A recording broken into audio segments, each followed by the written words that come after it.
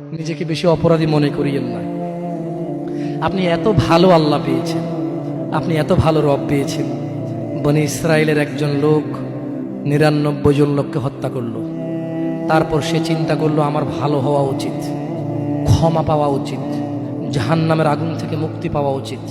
বাবা আমি এই জাহান্নাম সহ্য করতে পারবো না, কিভাবে আমি জাহান্নাম থেকে বাঁচবো? তখন সে একজন জ্ঞানী লোকের খোঁজ নিল এবং জিজ্ঞেস করলো যে আমার কি ক্ষমা হবে? ওই লোকে বলল যে না না, তোমার তো ক্ষমা হবে না। একবারে তারেও মেরে কতজন পূর্ণ করলো? কিন্তু তার হৃদয়ে যন্ত্রণা কমেনি।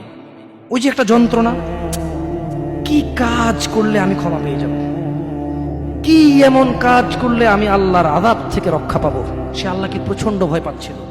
এট দ্য সেম টাইম সে সিদ্ধান্ত নিয়েছিল যে সে আর হত্যাই করবে না, সে ভালো হয়ে যাবে, অন্যায় করবে না, সে অন্যায় করবে না। কিন্তু তার ভালো হওয়ার জন্য একটা গ্যারান্টি লাগবে যে কে আছে এমন যে আমাকে বলবে কি করলে আমাকে আল্লাহ ক্ষমা করে দেবে।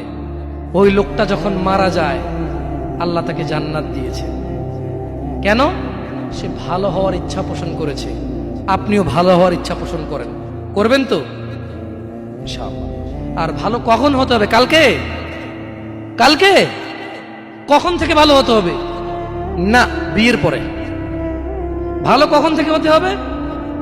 না, চাকরির পরে। ভালো কখন থেকে হতে হবে? একটু দাঁড়িয়ে পাকার পরে। নাকি এখন থেকে? একটু নিজেকে প্রশ্ন করিয়েন, যখন বলবেন কালকে থেকে ভালো হয়ে যাব, মহা অন্যায় কথা।